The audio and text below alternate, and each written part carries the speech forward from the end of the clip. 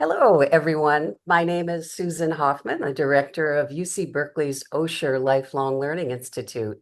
And welcome to our speaker series, where we bring leading voices from campus and other experts to talk about current issues, scientific breakthroughs, and new thinking in a variety of fields. We offer 100 courses each year and more than 24 speaker events like this one. Today, the focus is the economy and the upcoming presidential election. One candidate's vision is of the economy unfettered by taxes, regulations, and fairly steeped in tariffs, while the other is likely a perpetuation of the last 4 years of government investment in the economy. How that investment will be paid for, the taxation that's required is still under discussion. Joining us today is Bay Area economist Jon Haveman. He's the founder and executive director of NEED, National Economic Education Delegation, and longtime OLLI faculty member. And for the first time, political theorist Howard Schweber, author of Democracy and Authenticity, and emeritus professor from the University of Wisconsin-Madison. They will discuss what this election and its impact for the country will be, as well as the economy. So Jon and Howard, thank you for bringing us into the conversation the two of you have been having this national election season. We will ask people to put their comments and questions in the chat. And as always, you will see a recording come to you by email within a week's time once we've had the recording captioned and we upload it to the OLLI at Berkeley YouTube website. So with that, Jon, I hand it over to you. Hey, great. Thank you so much, Susan. And thanks for putting this on. I'm looking forward to the framework is I'm going to speak for a little bit. Howard's going to speak for a little bit, and then we'll open things up to questions and conversation. And I'm really looking forward to hearing what Howard has to say and to the comment and question period. So put on your thinking caps, think about what Howard and I say and what more you'd like to get out of what we have put before you. So I am going to spend a little while talking about just a little bit of a listing with some commentary about the candidates and the economic policies that they're putting forward. I'm going to put them into the four what I think are the most important boxes. We'll talk about immigration. I'll talk about taxes generally. Tariffs, we could lump that in with taxes, but tariffs merit sort of their own conversation in this particular political cycle. And then I'll talk a little bit about housing policies. Right. So first, let's talk about immigration policy. Let me talk first about candidate Harris's ideas about how we should go forward, and then I'll talk about candidate Trump's ideas.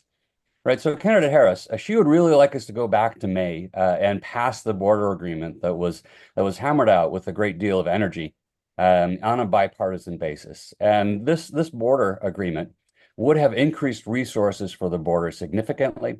It would have increased resources so that we could reduce the amount of time that it takes to adjudicate any asylum claim, and just generally make the system work much better at the border. She would also like to rationalize this system. And what I mean by rationalize is, we have a system where we let in about 1 million people every year in an authorized or a documented way. And then if there are more people who want to come in, they come in by hook or by crook. A lot of them come in through the southern border and ask for asylum. They do that at a border control spot, and others try to sneak across the border. Right? If we rationalize the system, that means that we would do a better job of monitoring who comes through. We would allow more people to come through in a documented or an authorized way. And it's reasonably clear that most of the people that we bring in through an authorized or a documented way would be among those who would be trying to come in by hook or by crook. So that's candidate Harris. Candidate Trump is less favorable with regard to immigration, and I think I'm being generous when I say that. His primary plan is to round up and deport more than 11 million unauthorized or undocumented immigrants in the United States. And this has very serious implications. It would mean a smaller labor force, so we would have less economic growth.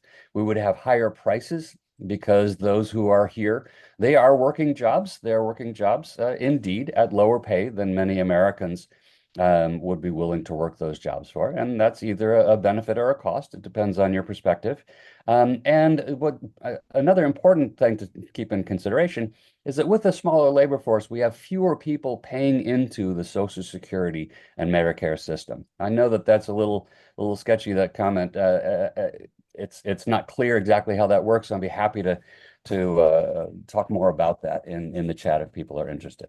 All right, so the implications of mass deportation are pretty significant for our economy. And if anybody hasn't watched it, I would encourage you to go out and find the documentary A Day Without a Mexican. It's kind of a mockumentary a little bit, but I think that it says an awful lot about what would happen if we did have mass deportation. When it comes to taxes, the candidates definitely disagree. Candidate Harris, if we talk about the capital gains tax, I'm going to talk about a variety of different taxes. First, the capital gains taxes, right? This is the tax on the sale of assets when you sell them for a value greater than you purchase them for. Right, so the capital gains tax, Kamala Harris would like to raise the capital gains tax. This is a tax on income that is not wage and salary, and it's taxed at a different rate, a much lower rate than is wage and salary income. Most economists, I think, would suggest that we should equalize the rates at which we tax capital gains and at which we tax wages and salaries at a minimum, right? You have different tax rates on different sources of income because you want to encourage one source of income rather than another, right? And way back 100 years ago, when the capital gains tax was put in, it was put in at a lower rate than wage and salary because what we had a problem in the economy at that point was a lack of capital, and we had lots and lots of labor. Right now, the situation is reversed. We have lots and lots of capital in the economy, but we're getting a dwindling labor supply. Right? In particular, the native-born population is growing much, much more slowly than it has in the past. And by 2040, our population growth is among native-born individuals is likely to turn negative. So we have more of a labor problem than we have of a capital problem. In terms of the corporate tax, candidate Trump would like to lower the tax on corporations, and candidate Harris would like to raise the tax on corporations.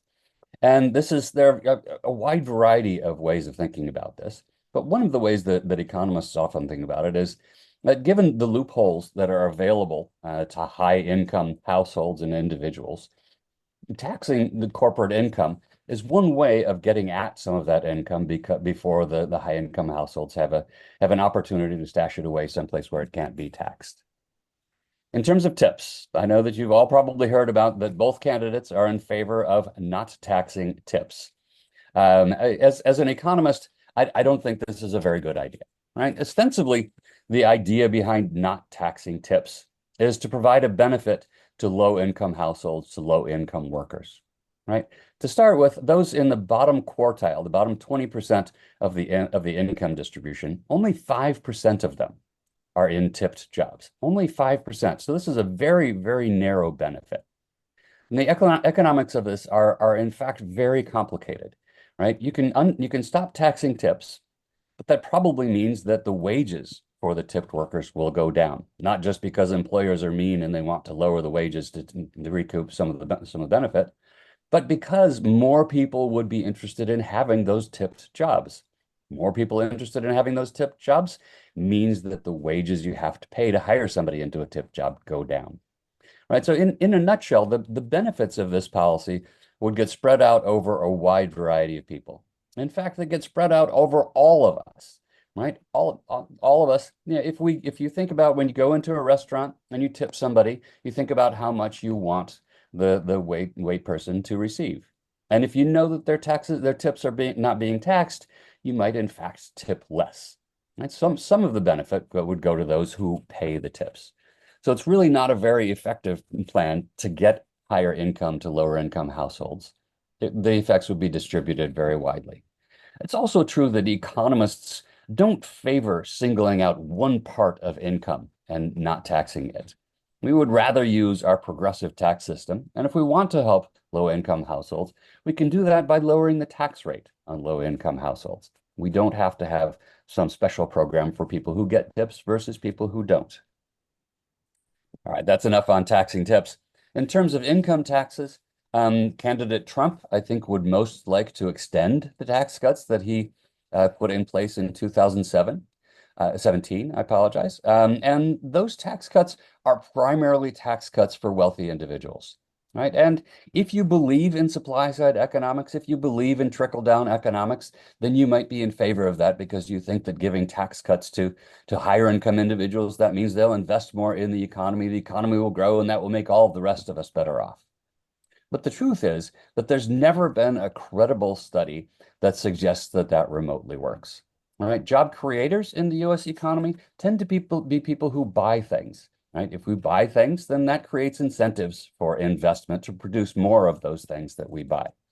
So most economists, I think, are not in favor of extending those tax cuts, partly because of the effect it would have on the federal debt, right? The 2017 tax cuts were estimated to cost about $10 trillion over the course of 10 years, and extending those tax cuts will increase those costs even more. Another aspect of the candidate's policies, and this is candidate Harris in particular, she has put out a plan to tax unrealized capital gains. Right. And, you'll hear a lot of people saying, well, how on earth do you tax unrealized capital gains? And my first point on this would be that any of us that own a home, in fact, those of us who rent as well, right, we are taxed on unrealized capital gains. Because every year, the tax on my home, the tax on my boat, well, my boat is a depreciating asset, but the tax on my home goes up. And that is implicitly a tax on my unrealized capital gains. Now, it's much less complicated than you might think, and it would not affect the rank and file of us because she would only place that tax on households with $100 million or more in wealth. And that means that the tax would apply to about 11,000 people. Unclear exactly how much revenue this would raise, but it would raise some significant revenue. And it's sort of the camel's nose under the tent, if you will, towards a broader wealth tax in the economy. Can talk about tariffs a little bit, right? So candidate Harris, we really don't know her position on tariffs. My guess is that her position would be similar to President Biden's, in that she would not be taking away some of the tariffs that have been put on for strategic purpose. And she may well use tariffs a little bit more broadly than President Biden has, but for strategic purpose. Candidate Trump, on the other hand, his proposal is it's not exactly clear whether it would be a 10% or a 20% across the board tariff on imports. That would mean that everything that we import would go up by 10 to 20% in price. He wants to put a 60% tariff on imports from China. And what this means is that it would lead to significant inflation. We would have 10 to 20% increase in the prices of most things, right? And I think of broad concern to people in the U.S. economy these days is inflation. This would be very inflationary. You hear candidate Trump talk a lot about how if we put tariffs on China, then the Chinese will pay the tariff. Well, in fact, it doesn't matter who technically pays the tariff. If the Chinese pay the tariff, they're going to raise their prices in order to recoup that payment, which means that consumers in the US economy are going to be the ones who pay the tariff. Right? We'll be paying the tariff on goods that we import. We'll also be paying 10 to 20% more on goods that are produced domestically. Why will those prices rise? Well, they will rise simply because they can. If corporations can raise their prices without too much pushback, they will. And this will lead to an enormous transfer of wealth from consumers to the owners of companies. And we've seen an enormous transfer of wealth from consumers to these companies over the course of the last 40 years, to the point where the top 10% of the wealthiest households in the United States own 90% of all of the wealth. Right? And I don't think that we need to do more of that. So we would have higher prices on everything. We would have lower economic growth because our resources would be directed towards inefficient use. And so I believe that about 99% of the economics profession think that higher tariffs is a bad idea. You've also heard candidate Trump talk about how we could eliminate other taxes and replace the revenue with tariffs. Well, there's been no study from a creditable economist that suggests that this is remotely the case. The higher you raise prices, the more you raise tariffs, the less people buy imports. So the revenue that we would receive from those tariffs is not what you might think it would be. Let me turn last to housing. Let's talk about candidate Trump. Trump's plan on housing is, as far as I can tell, threefold. One is to deport unauthorized immigrants. And he believes that if we deport 11 to 13 million unauthorized immigrants, that's going to free up a lot of housing and that will bring down home prices. And this may be true in the short term, but it turns out that most of those unauthorized or undocumented immigrants are the people that we rely on to build new housing.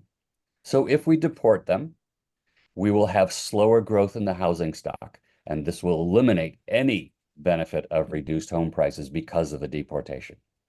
His second plan is to ban mortgages for undocumented individuals, right? And let me just say that this accounts for about 0.03% of all mortgages. Let me say that again, 0.03% of all mortgages. So it is a trivial part of the mortgages that we have. He has said that he wants to stimulate building, but we have no specifics from him. We have no specifics in terms of tax incentives or support for first-time home buyers, right? And I bring up those two issues because that is where candidate Harris has focused most of her energies. Her plans for housing are, again, threefold. Things come in threes. Her first plan would be to subsidize first-time home buyers to the extent of $25,000 in support of their first home. The second is to provide tax incentives for the building of 3 million new homes across the country. It's not clear that we could get to 3 million, but it is a worthy goal, a worthy target, and a worthy activity. The third part is to stop predatory investors from buying homes. It turns out that institutional investors own about 30% of the housing stock in the United States, and that greatly reduces housing supply. And so this Stop Predatory Investing bill would eliminate the tax breaks that come along with home ownership if you own 50 or more homes. It would eliminate the depreciation deduction of rental property if you own 50 or more rental properties. So that might help increase housing supply. The incentives would help increase housing supply. I and many economists are not so much a fan of the support for first-time home buyers because that would increase demand for housing, which would increase the price of housing. On net, I think that candidate Harris's policies will probably be good for housing markets, but the subsidy for first-time home buyers is not necessarily the place to start. So that's what I have. I think I've put out there what in my view are some of the most important policies that candidates have put out. I'm sure there are more, and if you have a pet policy, I'd be delighted to try and talk about it in the Q&A. But for now, let's turn things over to Howard and see what Howard's thoughts are about the election going forward. Thank you very much. So I should mention that in addition to being a political theorist, about half of my teaching, writing, publishing has been on the subject of public law, especially American constitutional law and comparative law. So during the question and answer period, if people want to talk about legal stuff at the Supreme Court, I'm very happy to discuss those things as well as the main topic. I want to make 4 points, and my points are about the politics, not just of the economic policies, but more generally of this election. And I thought about this at some length because I know that we're all inundated with horse race stories and poll result stories and battleground state stories, and the late night comedians are having a great time with this stuff, and so it's very good. So the last thing in the world you need is more of that. I was hoping to add something a little bit different. So I want to make 4 arguments, 4 claims. The first one is about polls, which is that there is a possibility, and I emphasize possibility, that the polling that we're seeing is not an accurate reflection of what is likely to happen. Do I know who is going to win the election? Of course I do, but I'm not allowed to tell you. The government won't. Of course I don't. I'm much better at post-diction than prediction on historical events, and so are we all. But there is something worth noting. The second thing I want to talk about, and this is important for some audiences more than others, it is not irrational to vote for President Trump re-election. Roughly half the electorate, no matter what polling you look at, intends to vote for Donald Trump, and that is not an irrational choice. It's a perfectly explicable choice. And it's important to understand that because that leads to my third point, which is the election of Donald Trump does not threaten to destroy American democracy. On the other hand, and this is my fourth point, the election of Donald Trump certainly would threaten to damage American democracy in significant ways. And a particular area of focus there is the courts. All right, let me go through those 4 points. First, on the polling. I know I said I wouldn't talk about horse race polls, but there is a point that I think deserves emphasis. One of the mysteries in our current polling results is that they don't seem to reflect changes in patterns of registration, particularly among young voters. So let me back up. By young voters, we mean the 18 to 25-year-old cohort. The desperately sad truth is that that cohort in general has low turnout. The highest turnout ever recorded for the youth vote was in 1968, at the height of the Vietnam War. Shortly after that age group got the vote, 18-year-olds got the vote. You would think there would be every imaginable reason for young voters in 1968 to show up and vote. Turnout among that age cohort was still below 50% and still lower than every other age cohort. And that has been true in every election since. On the other hand, in 2022, the youth vote turnout came very close to its 1968 record. And in the last 6 months, we have seen an enormous number of young voters registering, and particularly women voters and minorities among that young cohort. So it is possible that the polling does not reflect the increase in registration of what will be first-time voters. If those voters turn out at 60% rather than 50% or 40%, then those new registrants are enough to conceivably make a significant difference, particularly in specific battleground states. So this is not a guarantee or a promise. It's just an observation that it may be the case. In 2016, pollsters underestimated support for Trump. In 2022, pollsters underestimated support for the Democrats. Polling is not a precise science. It's an estimate based on judgment calls. I'm calling attention to this particular judgment call that might not be as well done as it could be. Why do I say it is rational to vote for Trump, and why does that need saying? Well, it needs saying because one of the things that cards on the table, my dislike for Donald Trump is difficult to measure. I would support almost anyone against Donald Trump, and I certainly have no trouble at all in supporting Kamala Harris in running against Donald Trump. Those are my biases. Having said that, it is an error, and a strategically damaging error, to assume that anyone who does support Donald Trump does so for reasons of prejudice or identitarian politics. And the reason that matters is because those are forms of political affiliation that are unshakable.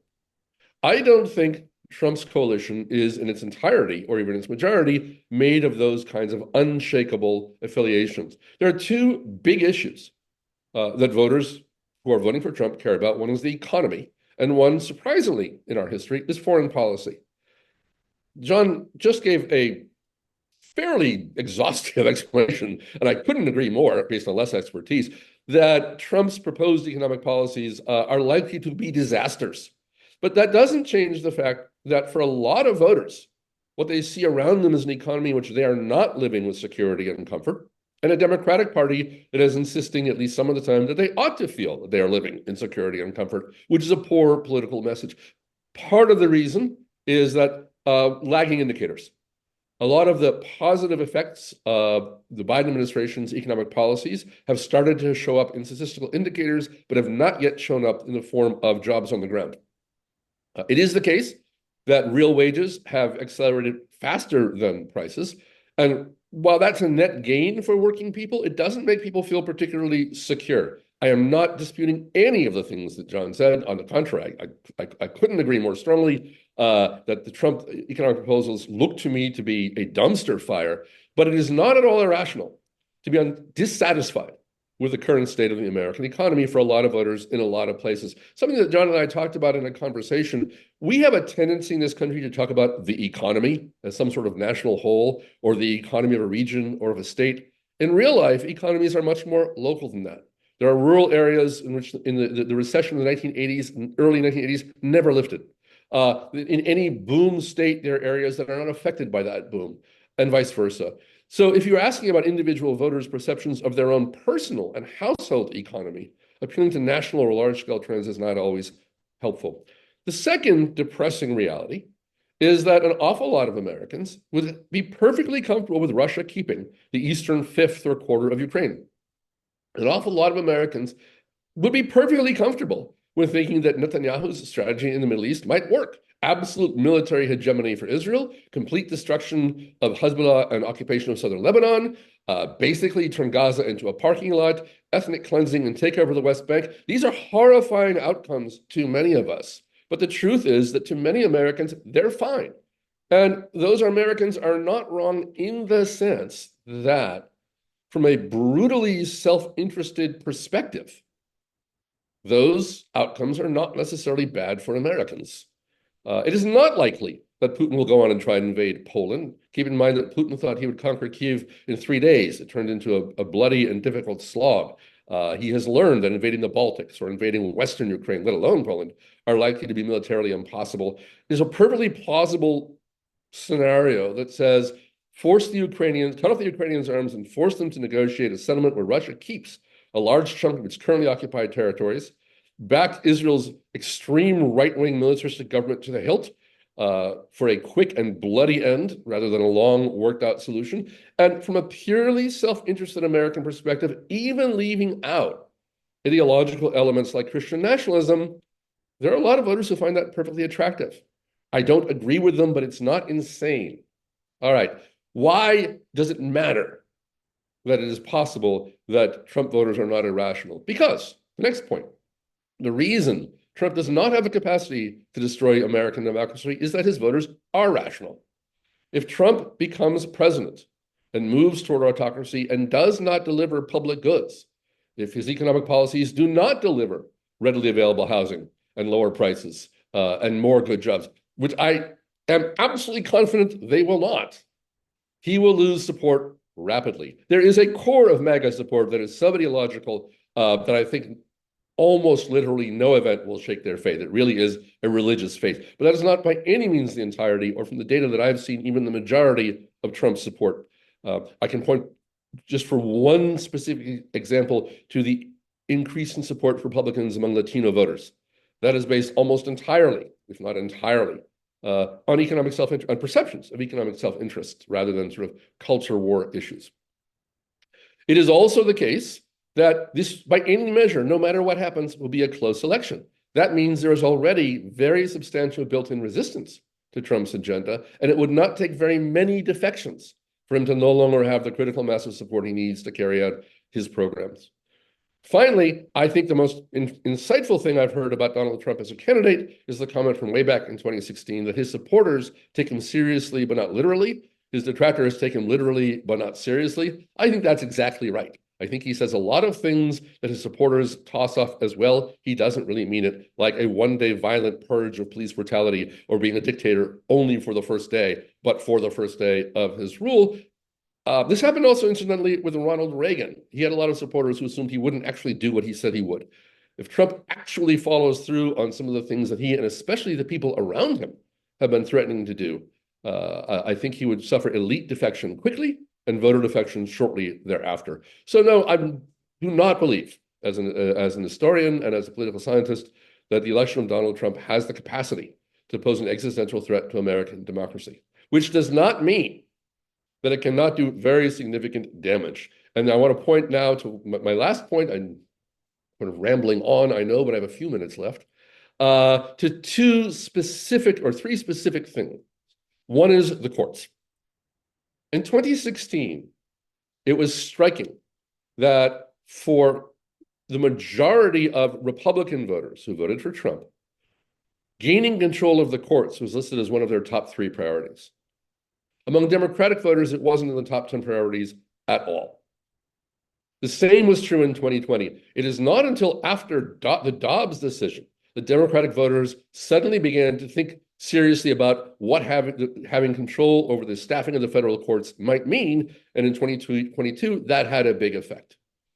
A re-election of Donald Trump, particularly if it is accompanied by a Republican control of the Senate, would mean a shift back to staffing, to flooding the courts with, and this is a long discussion, but I'll just say this outright, extremist ideologues of the kind that we see in the 6-member supermajority of the US Supreme Court, and especially in the Fifth Circuit and the district courts in Texas.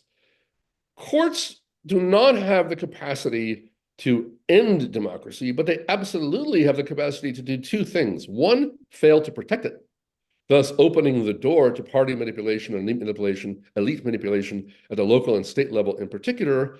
And two, act as obstructions to the delivery of public goods that legitimate democratic rule in the first place. If Harris is elected, one of the challenges she will face is that our current Supreme Court seems dead set on a path of crippling the ability of federal agencies both to deliver social services and to engage in economic regulation, which will make it more difficult for her to deliver her agenda. And of course, if Trump wins, that's not even the question. The other place to focus, and I think this cannot be stated strongly enough, is what's called the Great Sort. The tendency, that's a demographic description of people moving out of areas because of politics. I'm thinking more in terms of the way individual states could change dramatically. The state of Texas, to take one example, is currently essentially dominated by a Christian nationalist form of conservative politics.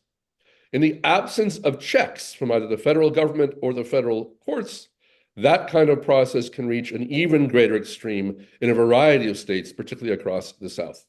It is not the case that Donald Trump's election, in my view, poses any plausible threat to ending American liberal democracy, but it absolutely poses a threat to opening the door to the end of liberal democracy at the state level, and specifically by allowing in religious political extremism. That's my 15 minutes. I want to reemphasize one point, which is a lot of what I just said depends on an assumption. And the assumption is that Jon Haveman is a really smart guy. That is, the assumption is that these economic policies that Donald Trump is proposing really would have disastrous effects. To me, that almost has to be true, because for that not to be true, all sorts of laws of nature and mathematics and basic economic principles have to suddenly become wrong. But there's a last point I want to make. There was a book that came out a couple of years ago by a couple of guys named Ziblatt and Levitsky. They wrote two, How Democracies Die, and then they wrote a book called Minoritarian Rule, pardon me. And the second book was all about how, because of our Constitution in the United States, elite minorities can dominate the government. And that is true. It is not true, though, that a small elite minority or small minority can dominate in our country. It has to be a large one. So, for example, Hillary Clinton had 2 million more votes than Donald Trump. Sure, but that's about 2/3 of 1% of the population. It has to be close to begin with. And there's a more recent book called, or I'm sorry, it's actually not more recent. There's another book called The Dictator's Handbook, in which a couple of political economists looked at how autocracies come to power and succeed. I'm going over, so let me just wrap it up really quickly. Essentially, the conclusion is, and I think this is right, in a system that depends on broad coalition support, so there's not the possibility of capture of power by a very small minority of, for example, Russian oligarchs. To maintain that support requires the successful delivery of public goods. In Bill Clinton's famous terms, it's the economy, stupid. And I do not think that Donald Trump can deliver those goods to his supporters, and I do not think he will keep them for very long, most of them, if that indeed. I focused mostly on Trump. Final comment on Harris. She has been somewhat cagey about policy specifics. She's also walking a very fine line trying to disassociate herself from Joe Biden while still claiming the benefits of Biden's policies. That's made it very difficult to campaign in ways that she might like to, pointing to the success of the Build Back Better program. One example that came up in the last debate, Trump favors a policy of strategically locating key industries in the United States. Biden is already following that policy. That's actually a point of agreement, but she can't say it out loud. So as a campaign manager, she is in a difficult position, but she is not following the disastrous course that Hillary Clinton followed of ignoring the upper Midwest or trying to make this purely a campaign of minority, breaking the glass ceiling, some sort of claim of vote for me because doing so is a good thing. She is running on the theory that she's the better candidate who will be the better president, and she is trying very hard to appeal broadly. And I think those are very, very good strategic decisions, even recognizing the very difficult position she's in, given her odd relationship to Joe Biden. I'll stop there, but I'm very happy to talk more. I'm happy to crunch poll numbers if people want to, or talk about electoral strategies, or dig deeper into the U.S. Supreme Court and its most recent rulings from this past term. Or talk about democracy. I like democracy too. Yeah, Howard, thank you very much. And so what we're going to do is begin to take a look at the comments and questions in the chat. And Janine first puts in the link to A Day Without a Mexican. So please, everybody, check that out. Marcia then asks about what economists are advising the two campaigns. And Jon has been in conversation with her back and forth, saying we don't know. I want to ask the question, why don't we know the economists that are advising the two campaigns? We saw in the vice presidential debate that there was a lot of diminishing of experts on Vance's part. Can you explain, Jon, why they're not mentioning who's advising them? Yeah, so it's more that I don't know, and I was doing some searching, and it was difficult to find who it is. I don't know why that is. It might just be my inability to search well, but Howard probably has more of a sense of why it is we don't know, if we don't know. It's partly I found some names, but none of them are familiar to me, so I don't have anything to say about them. On Harris's side, that's the case. On Trump's side, I would be really surprised if he's relying on any economic experts in formulating his policies and plans. Okay. So I can talk about that a little bit, although unfortunately I did not sort of go refresh my memory on this question, so I don't have names to toss at. But going all the way back to 2016, Trump has relied on a small circle of sort of inside the bubble economists who are not regarded as reliable academic, economic professors.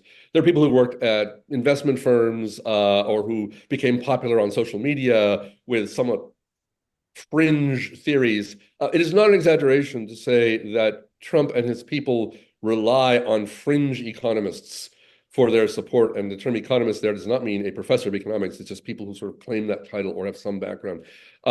It's a great story of American politics that being spectacularly wrong about the economy somehow is not in any way a disqualification for being relied upon as an expert the next time around. There's a bigger story here, though, which I think it's important to point to.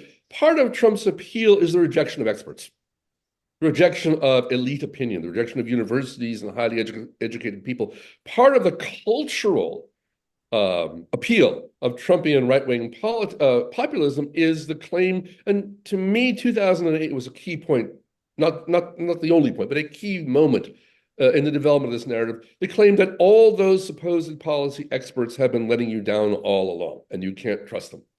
And it's important to remember that relying on expertise and science and academic training, that was a big part of the progressive movement that gave us the New Deal. The discrediting of expertise in this way is part and parcel of discrediting that kind of elite rule, which is associated with liberal and progressive politics. Trump is essentially selling the line, I will govern without expertise and it will work out well. And there's a large receptive population that said, I think the most powerful slogan Trump had in 2016 is still the most powerful slogan he has today. What have you got to lose? And the answer is people have a lot to lose, but they don't necessarily see it that way. And so this whole issue of experts and economists is partly wrapped up in Trump on the one hand saying, well, I have my economists and you have your economists, and my economists are better. I have the best generals. I have the best people, right? This is one of his lines. But much more deeply, it's wrapped up in who cares about those people anyway? I'm a brilliant businessman. I'm following my gut. Follow me, and it will all work out well. And that's, again, part of the reason I think that if he is elected, and if he has more success this time around in achieving his economic policies, for example, last time he was not able to get rid of the Affordable Care Act, as he tried to do for months. If he has more success in imposing his policies, I think the consequences will be highly negative, and that will delegitimize his message.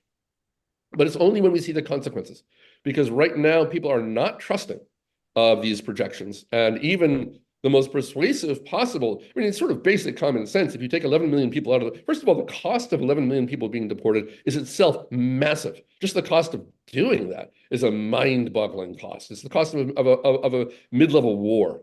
There ought to be a lesson in history programs. Wars are really expensive. Like the old DARE program, drugs are really expensive. Anyway, I will leave it at that.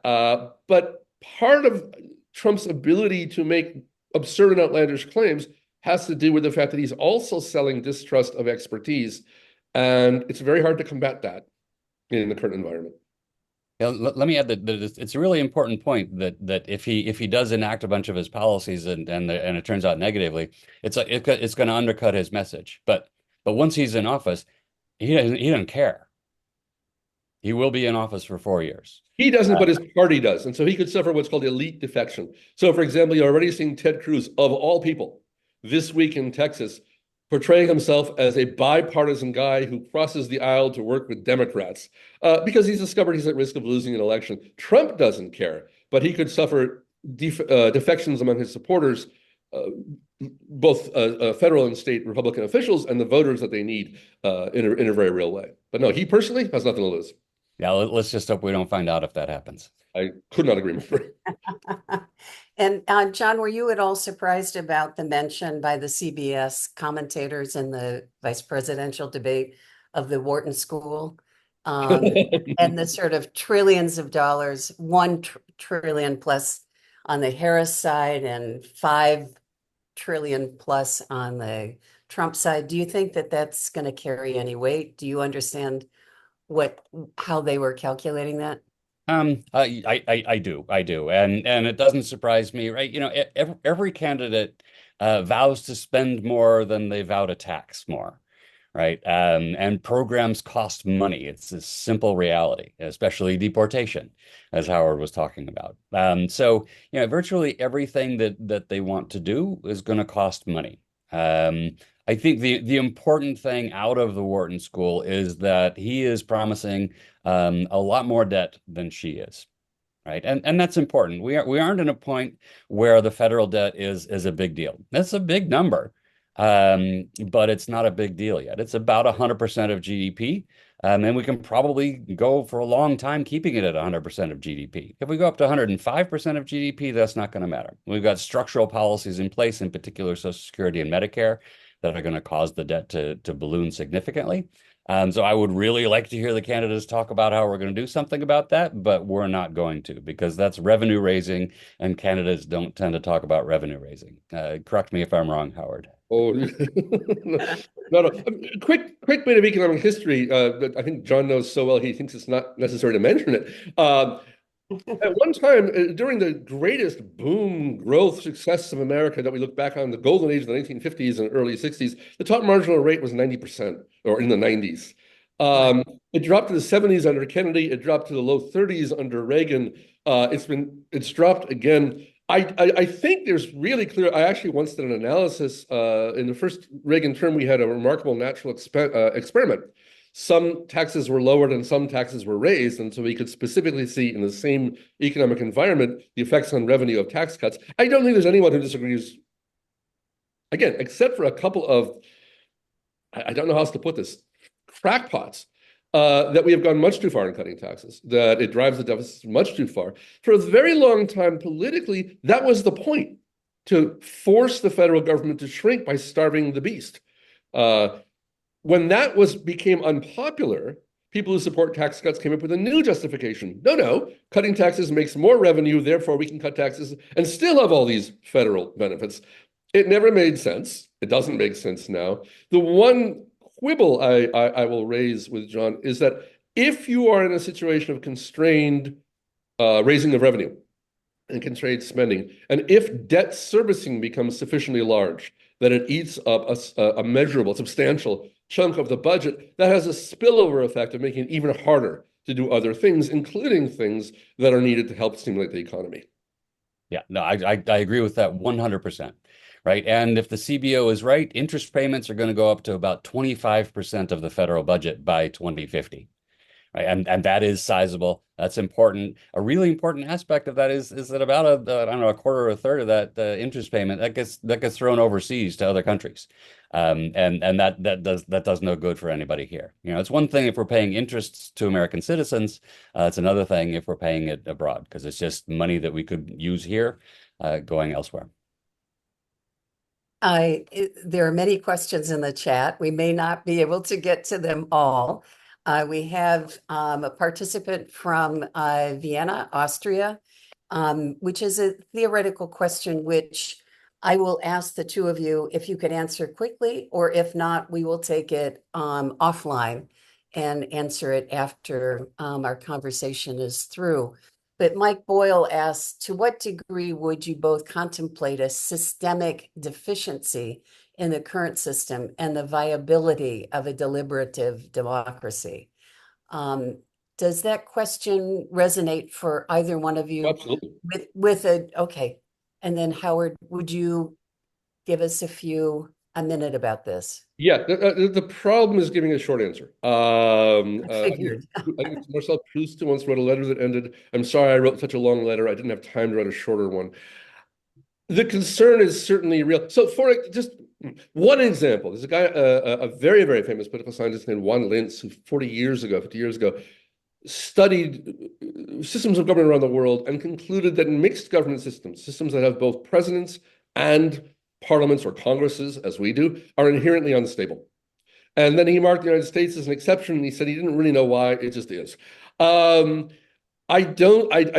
think you can make a very strong case that the United States is systematically deficient and defective. I don't think it is yet at the point of being unstable for some of the reasons I stated earlier, and I don't really see it reaching that point.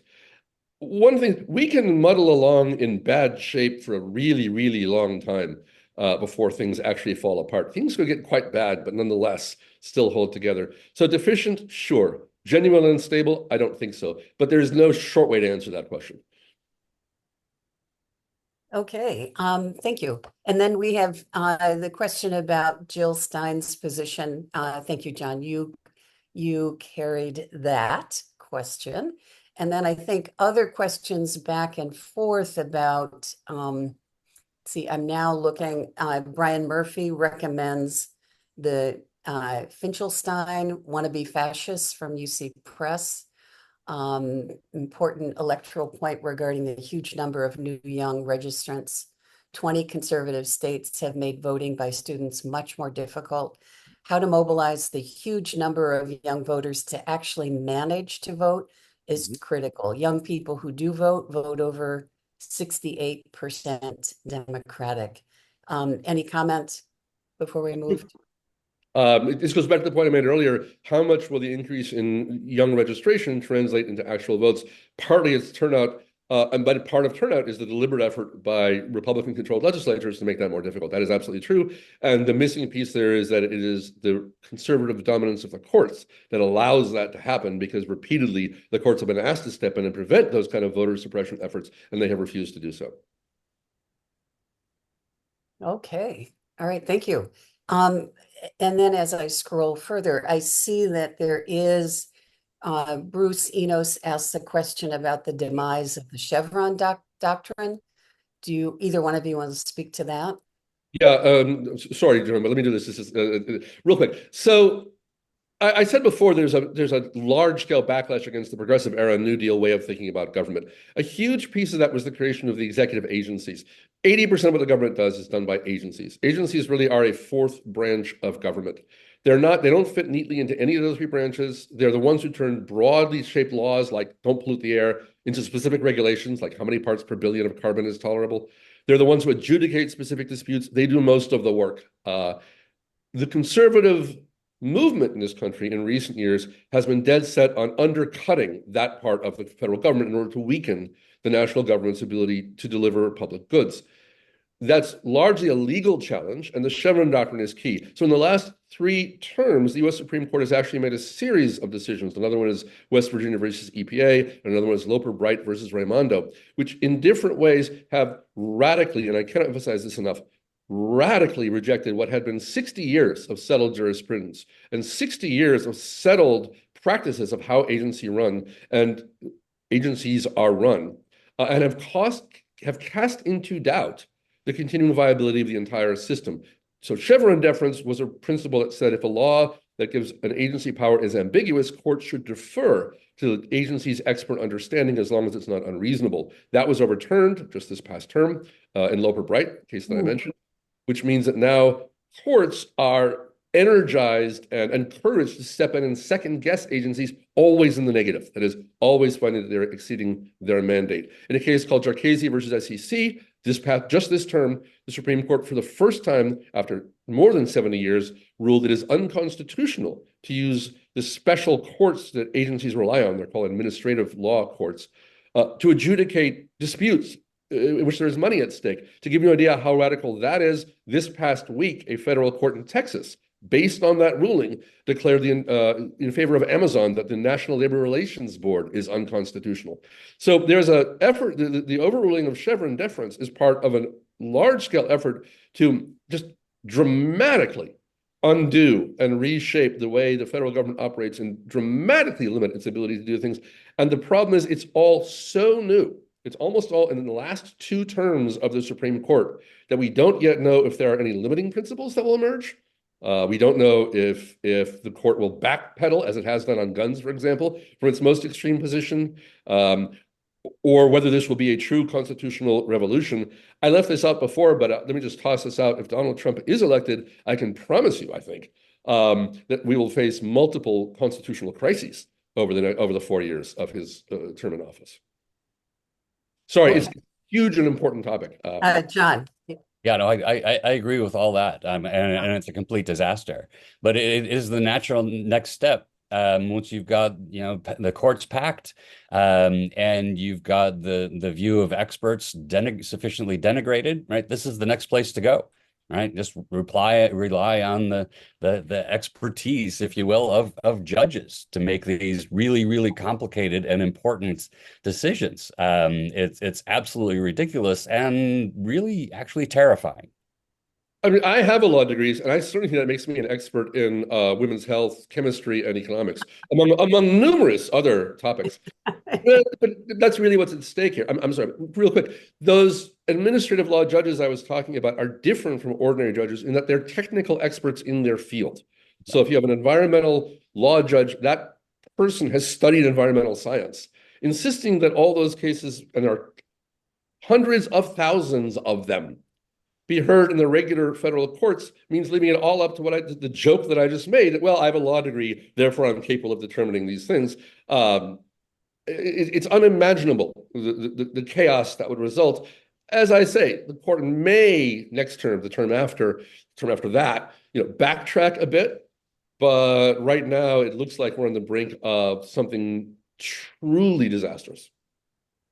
I fancy myself an expert, so perhaps this is self-serving, but the whole movement towards expert schmexpert is utterly terrifying. Well, I think part of the discussion that's happening in the chat too is the fear around the false consciousness or the underinformed or the false narrative around what's success, what works, what doesn't. Yeah. So where we are right now is the greatest reason to fully and dramatically increase funding for public education.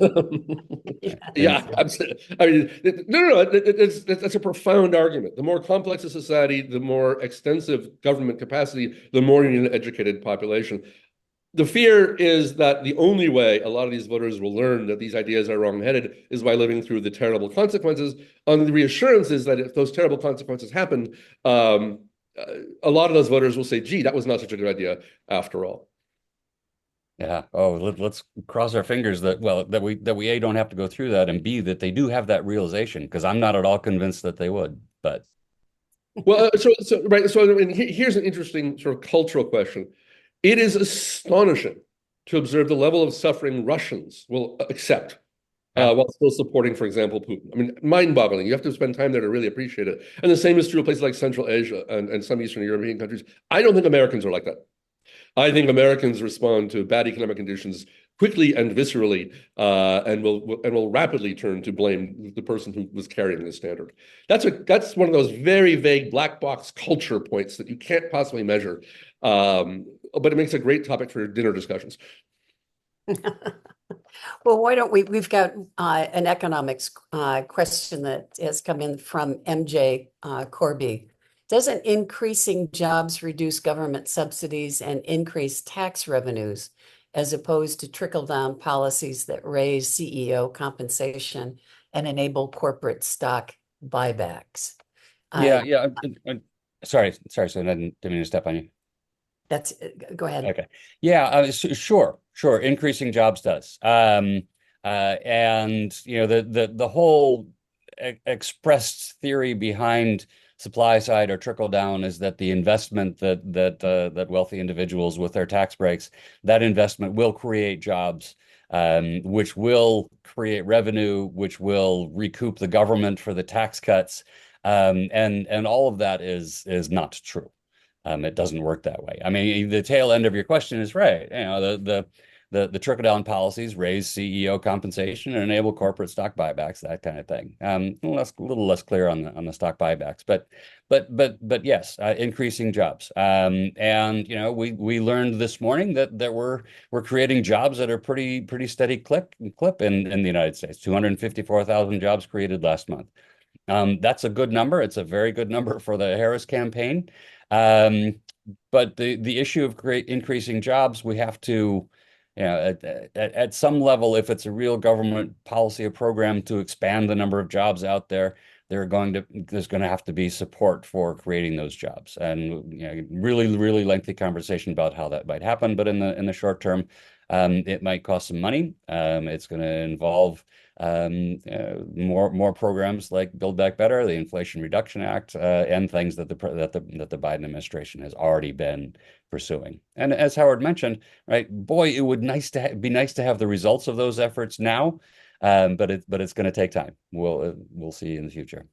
Two quick contrarian comments, and John can just tell me I'm wrong. One is, particularly in the case of the Obama administration and the banking sector, Democrats do not have clean hands. Democrats have dabbled in supply-side economics in a very big way in response to the 2008 crisis. 0% interest loans to corporations and banks, and the theory that they would then go invest. Instead, of course, they bought back higher interest debt and so on, and sat on the money.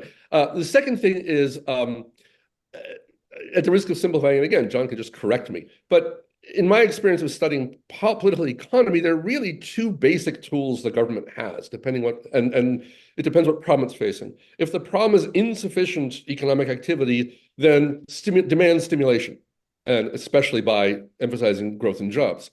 If you have inflation, if inflation is your key problem, then interest rates can be used, as Paul Volcker most famously did, across both a Republican and a Democratic administration. Carter put him in and Reagan kept him, to very painfully bring down that inflation. But really, constricting the money supply or increasing demand are the two basic tools that are available. And all these discussions are variations. So the Republicans will claim cutting taxes will increase demand. They're Keynesians. They just want to sort of get there in a backwards sort of way.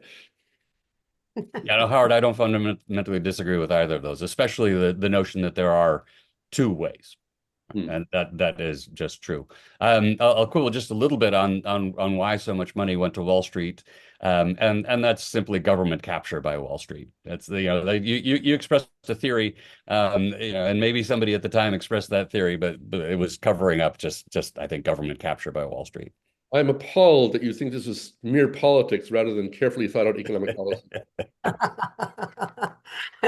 Well, I want to thank you both for letting us in on this ongoing conversation that the two of you will continue to have as things unfold.